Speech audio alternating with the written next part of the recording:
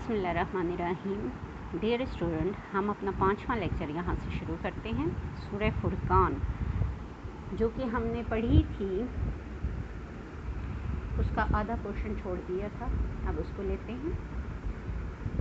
सूरह फुरकान का मौजू चल रहा था कि अल्लाह ताला ने यहाँ जिन कबीरा गुनाहों का ज़िक्र किया, उनमें पहले नंबर पर शिर्क, फिर दूसरे नंबर पर कत्ल और तीसरे नंबर पर ज़ना का ज़िक्र करते हुए अल्लाह ताला ने फरमाया कि जो अल्लाह के प्यारे बंदे होते हैं, महबूब बंदे होते हैं, ख़ास बंदे होते हैं, वो अपनी बहुत सारी अच्छाइयों के साथ इन कबाइर से भी बचकर रहते हैं। ठीक है ना, बचकर रहते हैं।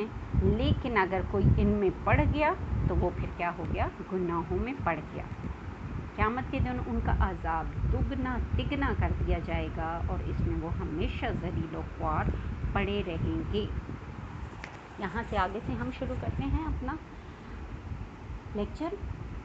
आगे फरमाया गया इल्ला मन ताबा व आमना, मगर जिसने तौबा कर ली और ईमान ले आया, व आमिला सालिहन और करने लगा अच्छे अमाल, फ़ौलाइका युदब्बिरुल्लाहु, सो ऐसे लोगों के लिए बदल देगा अल्लाह सय्यातिहिम, उनकी बुराइयों को, हसनातिन नेकियों से, वकान अल्लाहु गफूरुर रहीम, और है अल्लाह बहुत माफ़ करने वाला, रहम करने वाला।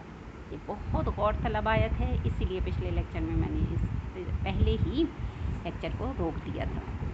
डिस्कशन तलब है, बहुत खूबसूरत आयत है, बहुत पुरुम्मीद आयत है।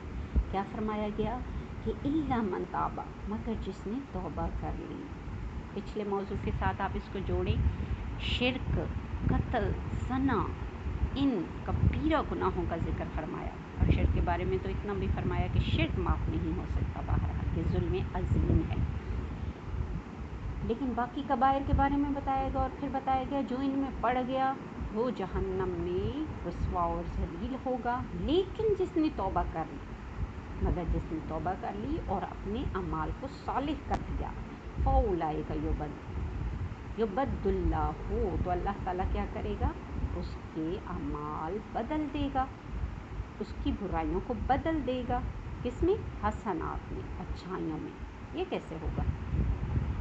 और तलब बात है, कैसे होगा? यहाँ पहले तो जिक्र किया गया कि जिसने तौबा कर ली। चलें इस आयत से रिलेटेड दो वाक़यात पहले सुनाती हूँ। एक दफ़ा हुज़ूर सल्लल्लाहु अलैहि वसल्लम के दौर में एक खातून थी, तो वो हज़रत अबू हुरैरा से ये रिवायत है, आप फरमाते हैं कि मैं इशा की नमाज़ पढ़कर जब अपने घर गया तो मैंने देखा एक खातून मेरे घर के दरवाज़े पर खड़ी हैं, निहायत सर झुकाए और रंजू अलम की पोजीशन में हैं, और ऐसे जैसे शर्म से और नदामत से एक बंदा बिल्कुल गिर नहीं रहा होता, सर झुकाए खड़ी हैं। तो मेरे कदम थोड़े वहाँ रुके कि मैं भी ये शायद खातून मुझसे कुछ कहना चाहती हैं, लेकिन वो कुछ नहीं बोली, उनसे बोला ही नहीं गया। तो आप रज़ियल्लाहु तआला अपने घर के अंदर चले गए कि इसने मुझसे बात नहीं की, मैं भी ऐसी खड़ी हूँ। आप अंदर चले गए, आपने फिर वज़ू किया और तहज्जुद के लिए, रात की इबादत के लिए, क़याम के लिए खड़े हो गए, नवाफिल वग़ैरह पढ़ते रहे, आराम किया। सुबह हो गई, सुबह की नमाज के लिए फिर आपने वज़ू किया। जब आपने देखा, बाहर निकले तो आपने देखा फिर वही खातून वैसी ही खड़ी हैं आपके दरवाज़े पे, खामोशी से सर झुकाए, और शायद कुछ कहना चाहती हैं लेकिन कह ही नहीं पा रही, बहुत नदामत में। खैर, आप रज़ियल्लाहु तआला अन्हा ने खुद ही हिम्मत करके उससे पूछा कि ए खातून, अगर आपको कोई मसला है तो मुझे बताएं, आप यहाँ क्यों खड़ी हैं? तो उसने अर्ज़ किया कि ए अल्लाह के हबीब के दोस्त, मैंने आपसे एक बात पूछनी है।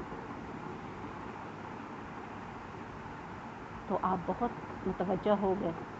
तो उसको इतनी नदामत थी कि वो बोल ही नहीं पा रही थी, फिर भी उसने कांपते कांपते अल्फाज के साथ ये पूछा कि असल में मुझसे बहुत बड़ा गुनाह हो गया, मुझसे ज़ना हो गया, फिर ज़ना से हमल ठहर गया और मेरा बच्चा पैदा हुआ, तो मैंने उसको भी गर्दन दबाकर मार डाला।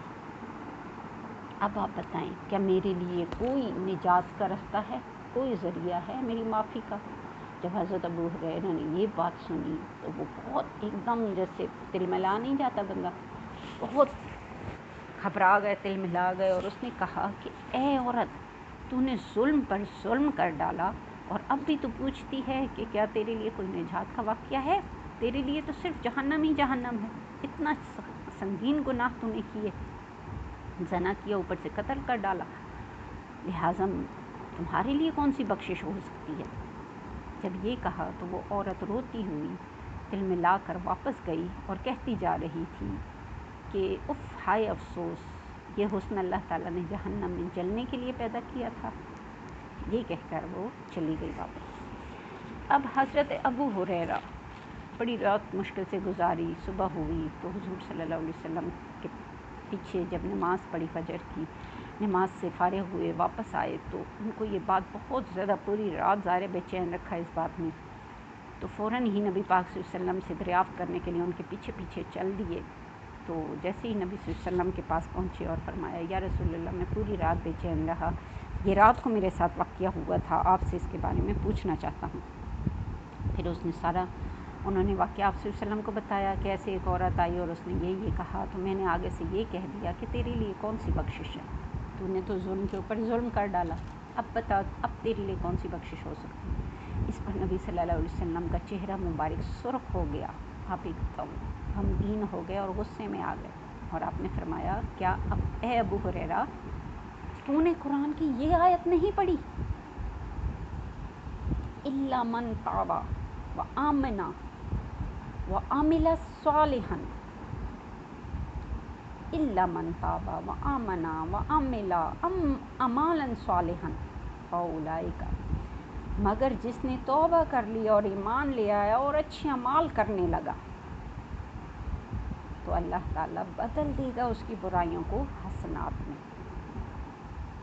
جس نے توبہ کر لی، اتنی ندامت اس عورت کو کہ دیکھیں اس نے آ کر کیسے توبہ کی، اتنی ندامت تھی اس کو، کیسے ذکر کیا اور کیسے وہ شرمندہ تھی، پشیماں تھی۔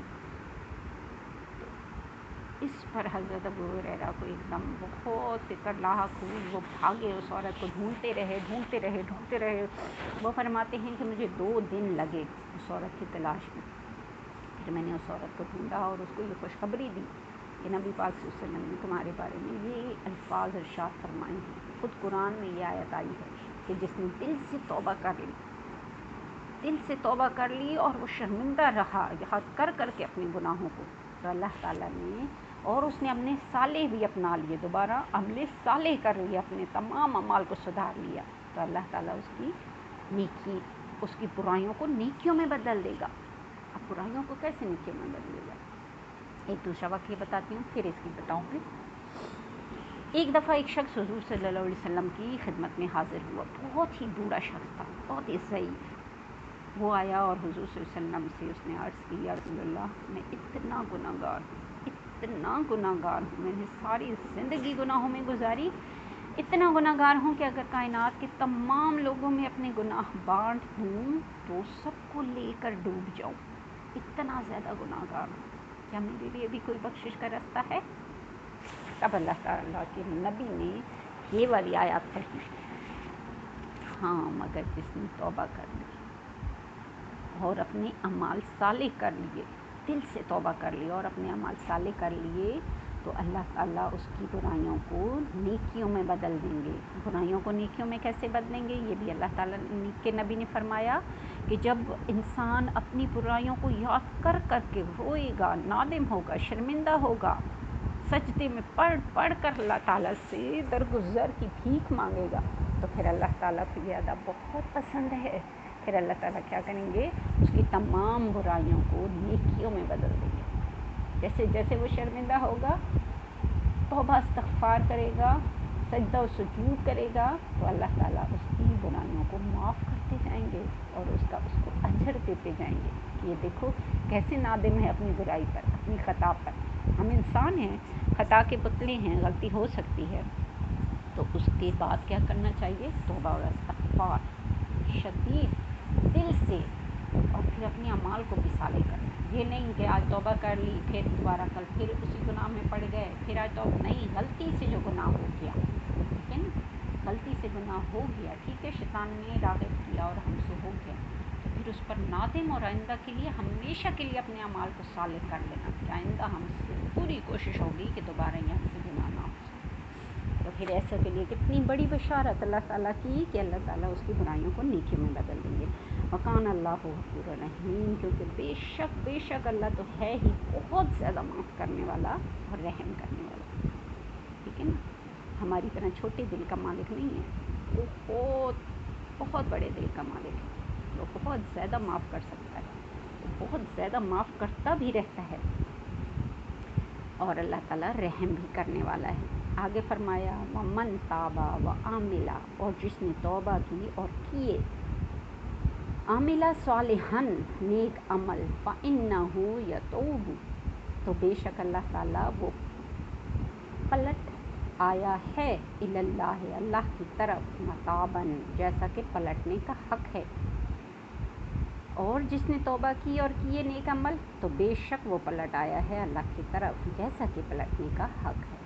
यानी जैसे अल्लाह से हम दरगुज़र करें, तौबा इस्तग़फ़ार करें, तो हम ऐसे ही पाक साफ़ हो सकते हैं, हो जाते हैं। इस आयत से मतलब है जैसे कि बंदा बिल्कुल अपनी माँ की कोख से पैदा होता है बेगुनाह, इस तरह तौबा के बाद हम पाक साफ़ हो जाते हैं अपने गुनाहों से। यह आयत इसी की तरफ निशानदही कर रही है, बल्कि गवाही दे रही है इस बात की कि जिसने तौबा की और किए नेक अमल, तो बेशक वो पलट आया अल्लाह की तरफ, जैसा कि पलटने का हक़ है। वल्लज़ीना यशहदून ज़ूरा, और वो लोग जो नहीं गवाह बनते झूठ पर। ये मोमिनों की और सिर्फ बयान की जा रही है कि वो झूठ पर गवाह नहीं बनते, यानी झूठी गवाही नहीं देते। व इज़ा मर्रो, और जब गुज़रते हैं बिल्लुग़्वे, बेहुदा कामों के पास से, मर्रो के रामन, तो गुज़र जाते हैं संजीदगी के साथ। ये भी बहुत प्यारी खूबी बताई गई है अल्लाह ताला ने ख़ुद अपने मोमिनीन बंदों के बारे में कि जब वो फजूल और बेहुदा बातों पर उनका गुज़र होता है तो क्या बड़े वक़ार के साथ और तहज़ीब के साथ वहाँ से गुज़र जाते हैं। झूठ के बारे में पहले बताया गया, यानी मोमिन हक़ झूठी गवाही नहीं देते, उनकी गवाही हक़ पर मबनी होती है। वो झूठ और बातिल तराशे में वक्त ज़ाया नहीं करते, फ़ील और कौल के सच्चे होते हैं, और लग़वियात जिसे कहते हैं ना, उनसे वो बचे रहते हैं। कभी भी मकसद काम पर से गुज़र हो तो निहायत वक़ार के साथ गुज़र जाते हैं। जिस तरह एक बाज़ौक़ और नफासत पसंद शख्स होता है ना, जिसका गुज़र मजबूरी में किसी गंदगी के ढेर के पास से होता है, तो वो फिर क्या करता है, उस मकाम से वो आराम से गुज़र जाता है। एक और मकाम पर भी अल्लाह ताला के मोमिनीन की सफ़ात अल्लाह ताला ने इसी तरह बयान की हैं कि वो लग़वियात से मुंह मोड़ लेते हैं। लग़वियात होती क्या है? लघु किसे कहते हैं?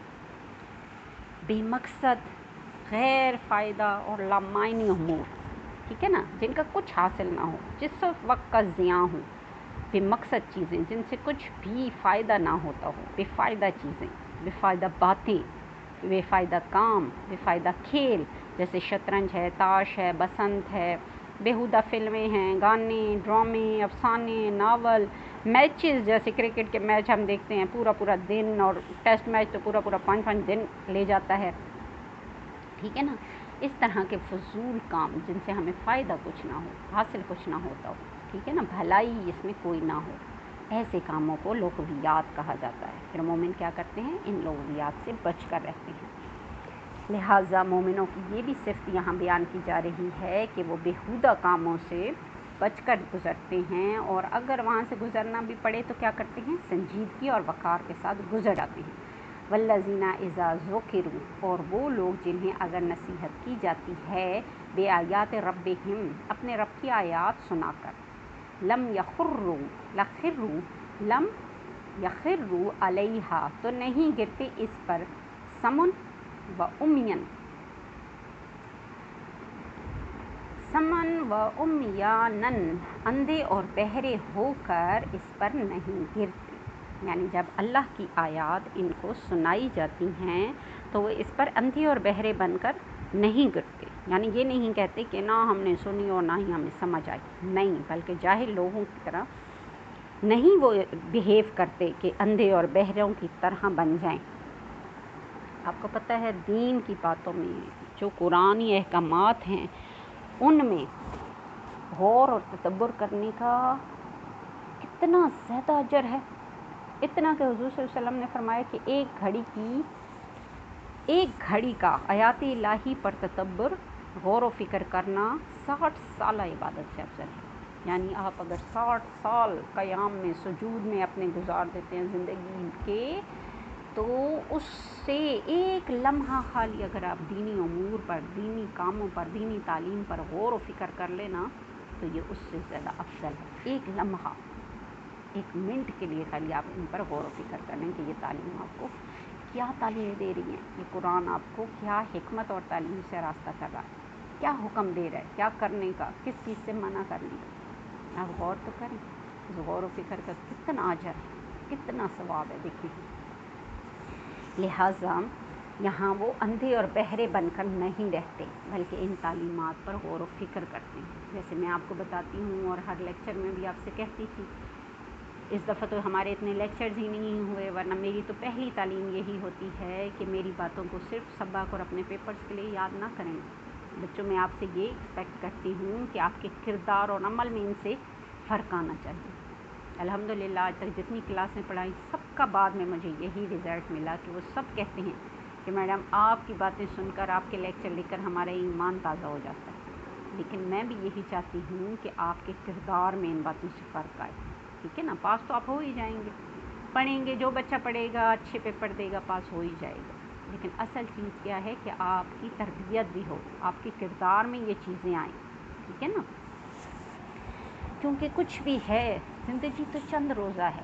آپ کتنی بڑی ڈگریاں لے لیں گے، کیا کچھ بن جائیں گے، اللہ کرے بڑے بڑے افسر بنیں آپ، لیکن دیکھیں اس افسری کے لیے انجینئر، پائلٹ، ڈاکٹر جو بنتا ہے کہ اس ڈگری کے لیے کتنے سال وہ اپنے لگا دیتے ہیں نا۔ آپ بھی جس پروفیشن میں جائیں گے کتنے سال آپ اس پروفیشن کو دے دیں گے، 28-30 سال تو کہیں نہیں گئے، ٹھیک ہے نا؟ اب اتنے سال اگر آپ نے ایک پروفیشن میں جانے کے لیے لگا دیے تو اس سے فائدہ حاصل کتنا کریں گے؟ اگر کتنی زندگی رہ گئی ہیں، 30 سال رہ گئے، 40 سال رہ گئی، بس جو اس سے فائدہ آپ اٹھا لیں گے۔ آخرت کی زندگی کے بارے میں سوچیں، یہاں 30 سال آپ لگا کر اگلے 30 سال کو سنوار رہے ہیں، تو یہاں کچھ تو ٹائم لگائیں دن کا جو آخرت کی ابدی زندگی کو سنوارنے کے لیے ہو ہیں۔ اس زندگی کا کچھ تو ٹائم، کچھ تو گھنٹے، کچھ تو سال اس پر بھی لگائیں جو آخرت کی ابدی زندگی کو سنوارنے کے لیے آپ جمع کریں۔ یہاں کی ڈگری تو ٹھیک ہے یہیں کام آ جائے گی آپ کو، وہ بھی نہیں پتہ، کئی دیکھے ہیں ڈاکٹر بنے اور ادھر سے آخری سال مکمل ہوا اور اگلے ہی سال خدا نخواستہ گئی زندگی ختم، تو زندگی کی تو کوئی گارنٹی نہیں ہے نا۔ لیکن ہم کیسے 30 سال، 25 سال وہ ڈگری حاصل کرنے کے لیے لگا لیتے ہیں کہ ہم اپنا فیوچر بنا رہے ہیں، فیوچر ہمارا اس سے سنور جائے گا۔ فیوچر کا کچھ نہیں پتہ کہ وہ کتنا ہے ہمارے پاس، لیکن آخرت کا تو پتہ ہے نا، ابدی زندگی ہے وہاں، پھر اس کے بعد تو موت ہی نہیں آنی، ساری زندگی اگلی ہوگی۔ اس کے لیے ہم کتنا جمع کر رہے ہیں، کتنی ڈگریاں تیار کر رہی ہیں، کتنی اسٹرگل کر رہے ہیں، کتنا مال ہم نے جمع کر لیا، بس یہ بہت غور طلب بات ہے۔ ایک شخص فوت ہوتا ہے تو روایات میں ہے کہ وہ 3 چیزیں ساتھ لے کر جاتا ہے، قبر تک اس کو 3 چیزیں لے کے جاتی ہیں، ایک اس کی اولاد، ایک اس کا مال اور ایک اس کے اعمال۔ 2 چیزیں واپس آ جاتی ہیں قبر میں اس کو چھوڑ کر، اس کا مال اور اس کی اولاد، صرف ایک چیز ہے جو اس کے ساتھ جاتی ہے اور وہ ہے اعمال۔ ہم زندگی بھر مال کو جمع کرنے میں لگے ہوئے ہیں اور اولاد کی خاطر، اولاد بھی اسی لیے آزمائش کہی گئی نا، کتنے لوگ تو اولاد کی خاطر غلط راستے حرام کمانے لگتے ہیں، غلط طریقے اپنانے لگتے ہیں کہ ہماری اولاد کھا پی لے، اس کو ہم ساری سہولتیں آسائشیں مہیا کر دیں۔ ان کی سہولتوں آسائشوں کے لیے کتنی زندگی کو اپنی داؤ پر لگا دیتے ہیں، خراب کر لیتے ہیں، لیکن اس کے لیے کوشش نہیں کرتے جو ہمارے ساتھ جا رہا ہوتا ہے، اعمال، اس کو ہم بھول جاتے ہیں۔ اولاد اور مال تو واپس آ جائے گی قبر میں چھوڑ کر، ایک ہی چیز ساتھ جائے گی، اعمال، وہ ہم آج سے سوچیں کہ ہم کتنا جمع کر رہے ہیں جو ہم ساتھ لے کر جائیں گے۔ है ना गौरतलब बात। आगे चलते हैं। वल्लज़ीना यक़ूलूना रब्बना, और वो लोग ये दुआ भी साथ साथ मांगते हैं कि ए हमारे मालिक, ए हमारे रब, हब लना मिन अज़वाजिना व ज़ुर्रियातिना, अता फरमा तू हमें और हमारी बीवियों को और हमारी औलाद को कुर्रत अय्युन वजअलना लिलमुत्तकीना इमामा। ए हमारे रब, अता फरमा तू हमें ऐसी बीवियाँ और ऐसी औलाद जो आँखों की ठंडक हो, और बना दे तू हमें मुत्तकीनों में मिसाली किरदार वाला, या मुत्तकीन का इमाम। सुभान अल्लाह, कितनी प्यारी दुआ है। साथ ही साथ इतने अच्छे अमल वो करते हैं, अमाल के मालिक हैं ऐसे मोमिनीन, और फिर अल्लाह ताला से हर वक्त दुआ भी करते रहते हैं। दुआ आपको पता है ना, इबादत का मगज़ है। दुआ तो बहुत बड़ी, खुद बहुत बड़ी इबादत है जो हम अल्लाह ताला से मांगते हैं। हर वक्त मांगे अल्लाह ताला से, दिल खोल कर मांगे। वो हमारी तरह कंजूस नहीं है, दिल खोल कर मांगे अल्लाह से, उसकी शान मांगे। लिहाजा वो अल्लाह ताला से दुआएं भी मांगते हैं। फरमाते हैं कि ए मेरे रब, खुद अल्लाह ताला उनकी तरफ से बता रहे हैं कि वो ऐसी दुआएं करते हैं कि ए हमारे रब, हमें ऐसी बीवियां और ऐसी औलाद अता फरमा जो आँखों की ठंडक हो, यानी उनको देखकर हमें सुकून मिले। वो तेरे फर्मा बरदार हों, तेरे इबादत गुजार हों, तेरे रास्ते पर चलने वाले हों, सिराते मुस्तकीम पर चलने वाले हों, नेक अमल करने वाले हों, ताकि उनको देखकर हमारी आँखों को ठंडक मिले। और बना तू हमें परहेज़गारों का इमाम। ये भी नहीं कहा कि परहेज़गार बना दे, परहेज़गारों का इमाम बना। इतनी मेराज अता फरमा हमारे किरदार को, इतना मुत्तकी, अपने से डरने वाला हमें बना, इतना परहेज़गार बना, गुनाहों से बचने वाला इतना बना कि हमें मुत्तकियों का भी इमाम बना दे। सुभान अल्लाह। मैंने कहा ना कि अल्लाह की शान दुआ मांगे, अपनी उस तक नहीं कि हम सोचें, हम तो यही कहेंगे हम मुत्तकी बना दे, नहीं, मुत्तकियों का भी इमाम बना। और हर नेकी का अमल भी तौफीक अल्लाह दे तो हम कर सकते हैं। आपको पता है ना, बुराई से भी तब हम बच सकते हैं जिसकी तौफीक हमें अल्लाह दे। तो अल्लाह ही ने तो तौफीक हमें देनी है बुराइयों से बचने की और नेक अमल करने की। लिहाजा अल्लाह ताला से बहुत मांगे। इसीलिए उनके बारे में अल्लाह ताला भी फरमा रहे हैं कि वो दुआ करते हैं कि हमारी बीवियों को और हमारी औलादों को हमारी आँखों की ठंडक बना और हमें मुत्तकियों का इमाम बना। इतना ज़्यादा गुनाहों से बचने वाला, तेरी ज़ात से डरने वाला, गुनाहों से और नेक अमल करने वाला हमें बना कि हम मुत्तकियों का भी इमाम बना दे हमें। उलाइका यजज़ूनल गुरफ़ता, और यही लोग वो हैं जो पाएंगे ऊंची महल, ऊंचा मकाम, बिमा सब्र, बदला अपने सब्र के, वयो लकूना, और इस्तकबाल होगा इनका फ़ीहा तहियता वसलामा, अदाब और तस्लीमात के साथ। इनका इस्तकबाल होगा अदाब और तस्लीमात के साथ। इनके लिए होंगे बाला खाने। यही वो लोग हैं जिनके लिए होंगे बाला खाने, ऊंचे मकाम। किसमें? जन्नत में ऊंचे ऊंचे मकाम। ऐसे ही फिर मुत्तकी और परहेज़गार लोगों के लिए होंगे, और इनका इस्तकबाल दुआउस सलाम से होगा। वहाँ फरिश्ते सलामती के लिए खड़े होंगे।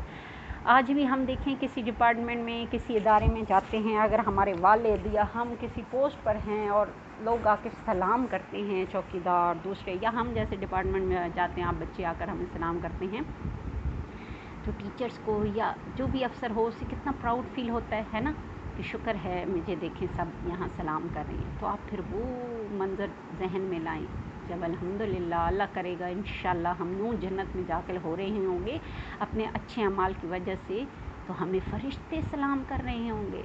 फिर उस वक़्त का वो फ़ख्र, वो चीज़ सोचें ज़रा, वो मज़ा सोचें, वाह वो लुत्फ़ सोचें जो अल्लाह के हुज़ूर हमें वहाँ मिल रहा होगा। फ़रिश्ते हमारे दुआ व सलामती के लिए खड़े होंगे, हमारा इस्तक़बाल कर रहे होंगे।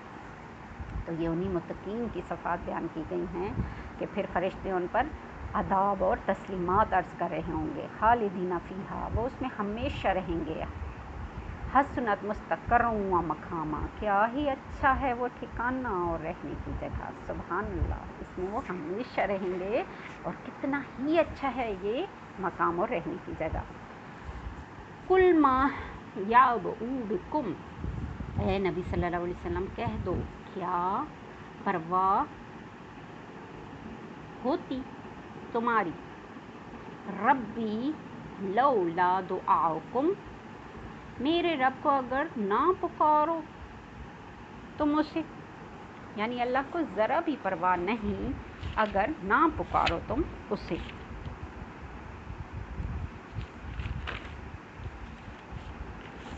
फरमाया गया ए नबी सल्लल्लाहु अलैहि वसल्लम इनसे कह दो कि मेरा परवरदिगार तुम्हारी परवाह ज़रा भी ना करेगा अगर तुम इसको ना पुकारो। ठीक, आगे फरमाया फ़क़त कज़्ज़बतुम फ़सौफ़ यकूनु लिज़ामा, सो अन करीब सो तुम खूब झुटला चुके हो और तुम्हारा ये झुटलाना अन करीब वबाल जान बन जाएगा। सो मेरा रब ज़रा भी परवाह नहीं करता अगर तुम उसे ना पुकारो। और अब जब कि तुमने झुटलाया तो अनकरीब पाओगे तुम ऐसी सज़ा जिससे जान छुड़ानी महाल होगी। अगर तुम उसको ना पुकारो तो वो तुम्हारी ज़रा भी परवाह नहीं करता। आप लोगों ने यकीनन वो फ़िल्म देखी होगी पीके, सब बच्चे कहेंगे हाँ, क्योंकि तमाम क्लास में यही मुझे रिज़ल्ट मिलता है। उसमें एक डायलॉग था वो मुझे बहुत अच्छा लगा कि ये जो दुनिया है एक छोटा सा गोला है, ठीक है ना। इस गोले की तरह इस कायनात में लाखों अरबों गोले और तैर रहे हैं, ठीक है ना, लाखों अरबों की तादाद में और भी गोले हैं। और वो खुदा तो इन सब पर मालिक है, इन सब का मालिक है।